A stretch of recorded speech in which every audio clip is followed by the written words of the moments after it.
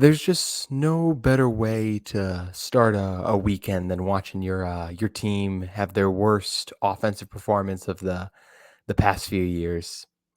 Yeah, that was rough. Let's talk about it. You are Locked On Utes, your daily podcast on the Utah Utes. Part of the Locked On Podcast Network. Your team every day.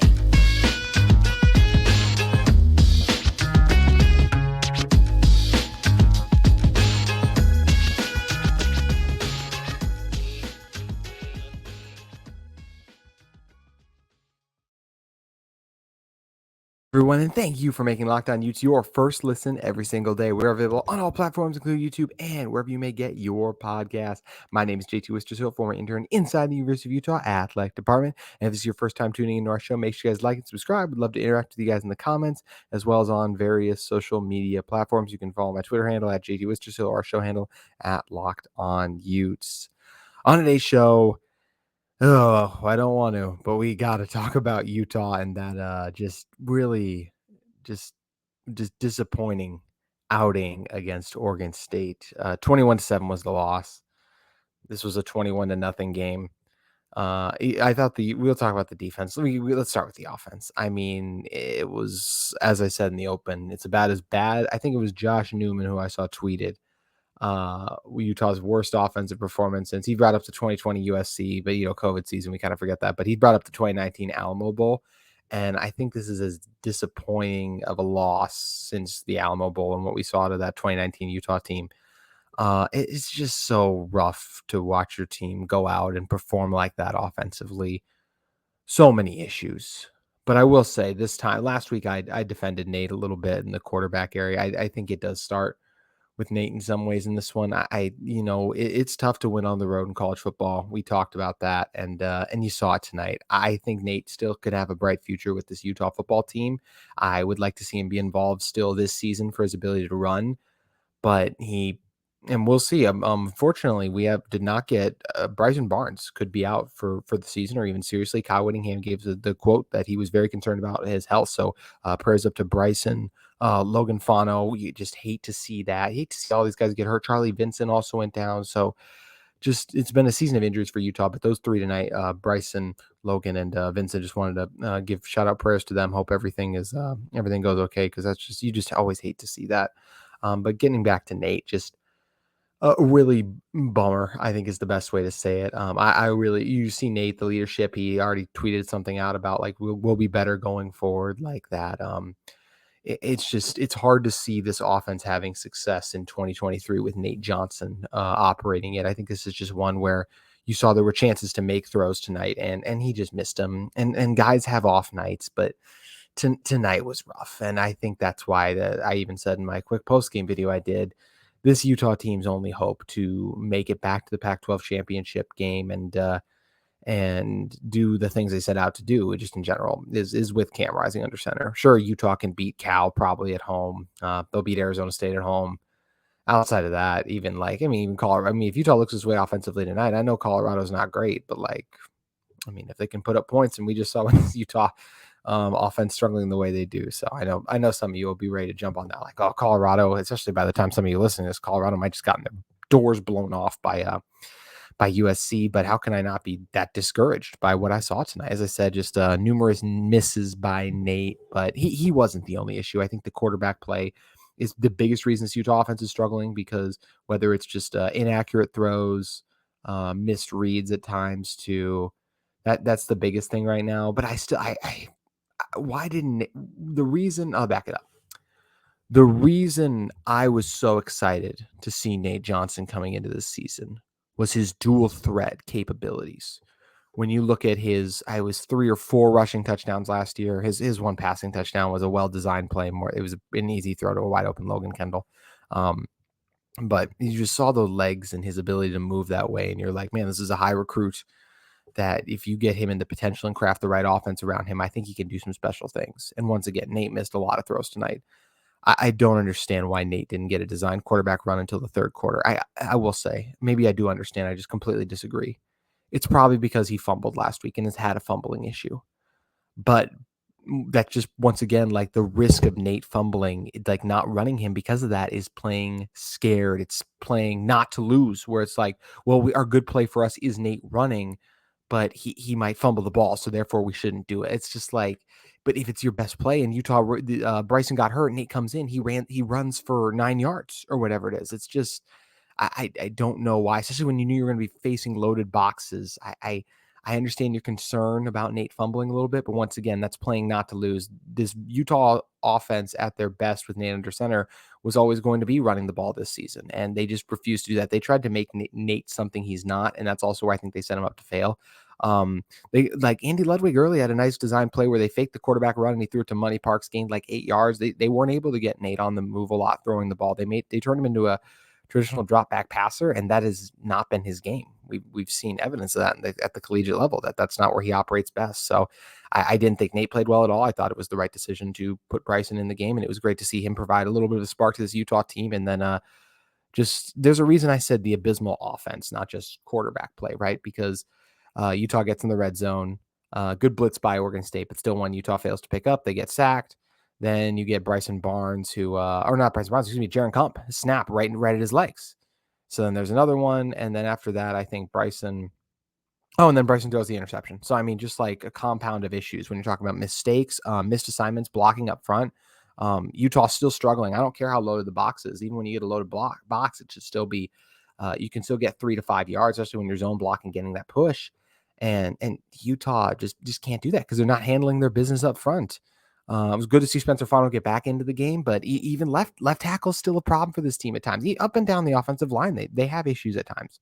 They're just not as strong yet this year as they were even last year. At this point, I'll say I think they're really missing Braden Daniels at the moment. I think Andy Ludwig's still trying to figure out what to do from a play calling standpoint. Obviously, credit to Bryson for being ready to come back in and having some success with Utah. I mean, like I said, this offense doesn't know what it is. Wasn't it just this week that Kyle Whittingham said to us that Landon King will be a bigger asset to us once he starts he starts gaining weight and then he's one of the best pass catchers that they already have. So he's out there and making plays. When Coach Whit said like, oh, he's not going to be whatever he said, not that much of a factor. Either way, he just was kind of saying like, oh, we'll see how much we see at Landon when he's out there making plays. And speaking of miscues, from everything we've heard, I think it was Newman and Furlong both tweeted this as they were live at the game. It sounds like the Landon King would have had a touchdown pass off of Nate when there was a false start. I think it was on Mokofisi, false started, and it would have been an easy touchdown pass to Landon King because there was just, I think Utah had the numbers, or it was a coverage bust by Oregon State. Either way, like just plays and just issues like that compounded, false starts, penalties, drops. Even like as much as I was criticizing Nate, he threw one right that hit Emory Simmons right in the hands and stride, and Emory drops it. So that's where it's just this really is an abysmal offensive performance. Utah needs Cam Rising back. The right quarterback would fix things. And I think there was a number of times tonight, if Cam was in there rather than the other two, this Utah offense would have had success. But Cam coming back is not going to fix the blocking and the missed assignments up front in the run game. And when it comes to pass protection, he's not going to fix receivers dropping passes, which happened several times tonight. And I know Andy Ludwig feels better with him at the helm, but even some of the play calling, as I said, I don't understand why Nate didn't get to design runs more tonight. Why would you take away your quarterback's biggest strength? Oh, he might fumble. Once again, you just can't play not to lose in college football, especially on the road with a team that is coming into the game like we already suffered our one loss. We cannot suffer back-to-back losses. Our season's over. So credit to Oregon State. I thought DJU played a good game. I thought the Oregon State defense balled out too. I credit them for executing assignments, making some of those tough tackles in space, and they got it done. So a lot of questions a lot of hard questions, and a lot of the hard things, decisions, and just things that Utah has to evaluate offensively. I think the one thing I'll say is I was encouraged to see Thomas Yasmin get more involved and make things happen, because you can just see when you get the ball in his hands, good things happen. And I'll say again, I think that does fall somewhat back on Andy Ludwig to design stuff to get Thomas Yasmin the ball, to get some of these Utah playmakers the ability to just have the opportunity to do it in space. Once again, no jet sweeps again this week. I know they weren't fantastic against Weber State, led to a couple of negative plays, but I just think it's something different to keep the defense on its heels. I mean, you did something different. You brought Sione Vaki out there to run a wildcat quarterback at one point. So why not get some sweeps going, see what happens? And especially when you have these runs that go second and lose 2 yards anyways, why not just try different things? So just a really frustrating and disappointing loss, and just a really frustrating, disappointing offensive performance for Utah. They got a lot of things to figure out right now. And yeah, we'll talk about the offense a lot. I mean, this is what the bye week's for, evaluating the team through this point, looking at things. That is what's going to be the focus of Locked On Utes this coming week is looking at the offense. And Coach Witt even said that that Cam wants to get out there, he wants to play bad, and they're just waiting on the clearance. Now they have 2 weeks to get clearance. Well, we'll see what's going to happen with that. So, just bad offensive performance for Utah. No other way around it.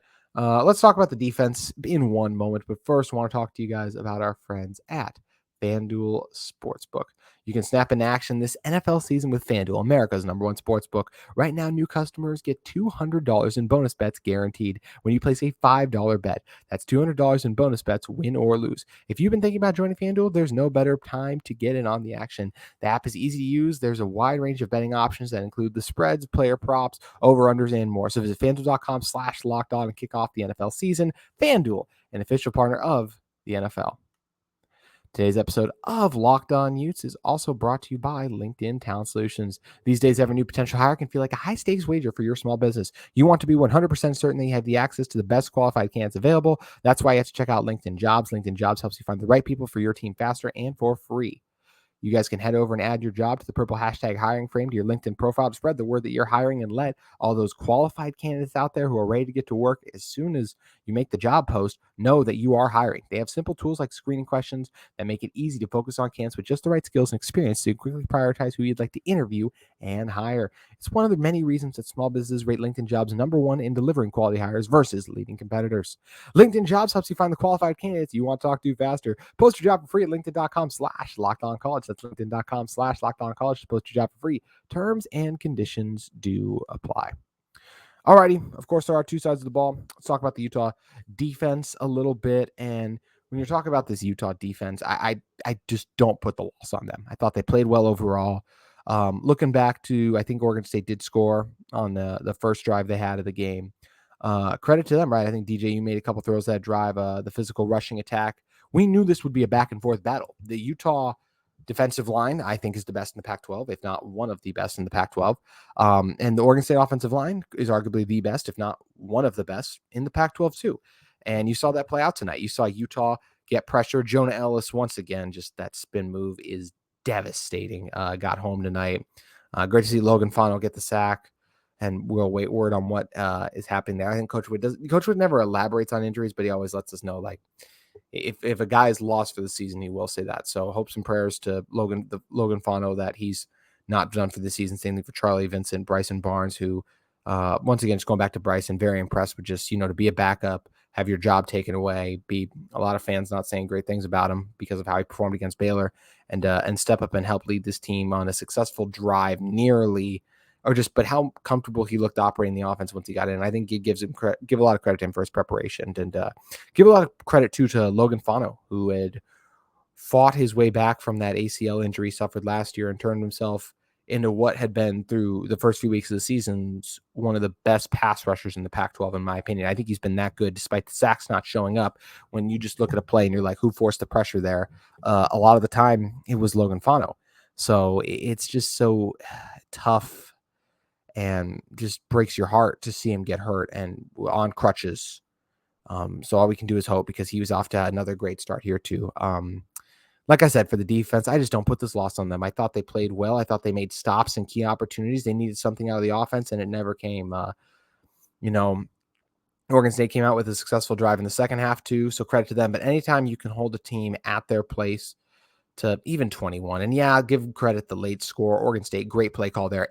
Everyone's expecting the QB sneak there. Great decision to pitch it to the outside, and then the big run. I know the announcers were kind of talking about, like, oh, it's going to be a false start. I was kind of like, I thought I saw a lot of Utah bodies moving there. I hope they're correct, but I don't think they are. Then sure enough, it ended up being the situation where it did end up being Utah to false start. So the penalty was erased, of course. So yeah, I mean, they had 3 successful drives in their own building. Like that's what it was for Oregon State tonight. They even got the turnover. Cole Bishop had the nice interception. So glad they overturned the targeting. That would have been ridiculous. He did a good job.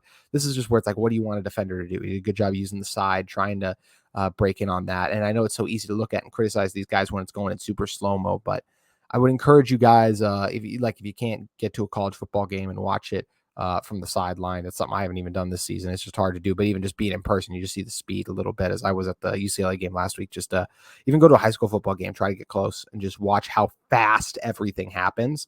And it makes it a lot clearer why, why guys get hit with these targeting, or just you make mistakes in the heat of the moment, just like the Oregon State guy did tonight. Not the one who speared Bryson. I didn't like that.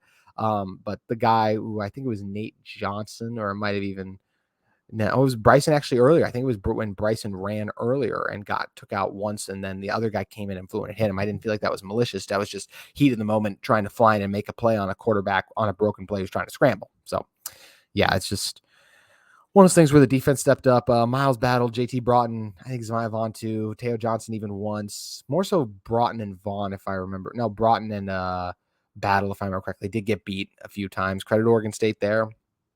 Made plays.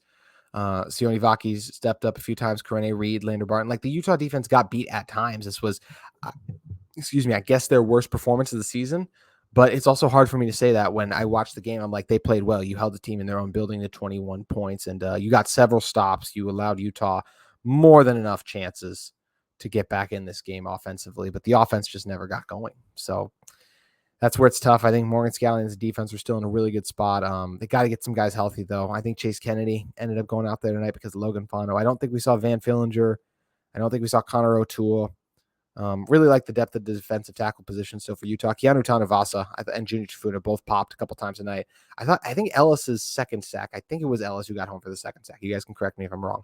Tafuna was the one who forced the pressure that led to, I think it was DJ at the time. I know they brought in that other quarterback too, getting dropped.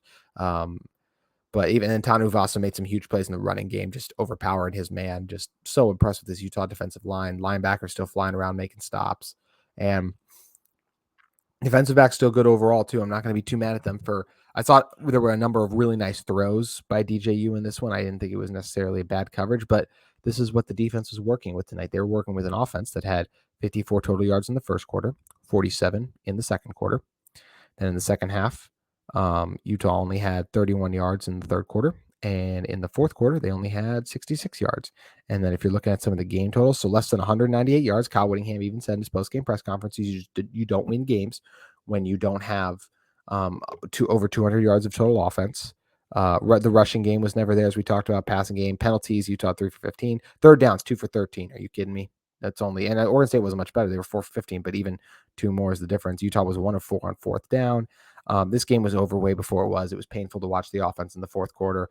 Even though Yasmin made the one grab, just once again, kind of the same thing, missed throws, missed blocks, drops. It's just plaguing this Utah offense at the moment. So yeah, still feeling good about the defense. I thought they played well overall on an Oregon State team that's just going to be tough to beat at home again. Fox Sports threw up the stat, winners of 13 of their last 14, with that one loss being on the road at Washington State recently. They've been hot. Jonathan Smith, credit to him for the place he has that program in. And yeah, Kyle Whittingham, this Utah, the staff, they have a lot of evaluating to do for how they want to get right going into a brutal second half stretch, but they're still 4-1 in the bye. And if you told me Utah would be 4-1 going into the bye without Cam Rising, I would have taken that in a heartbeat. Honestly, I probably thought Utah would have been 3-2, maybe even 2-3 without Cam to this point. So credit the team for rallying, stepping up, but now they need to make some changes. Hopefully Cam can get back healthy, because they're going to need him for the second half of the season and the brutal stretch of Pac-12 games that they have. So a really tough and disappointing loss for Utah football. Just really dismantling. I'm running out of words to describe it. Just like Utah ran out of, or just never even had answers offensively tonight. So that's good to do it for today's edition of Locked On Utes. You guys enjoy your Utah football weekend free now that Utah already played. So let me know in the comments what you guys thought of this performance, and we'll be back on Monday and all week long talking about what Utah needs to do going forward to get back on the right track.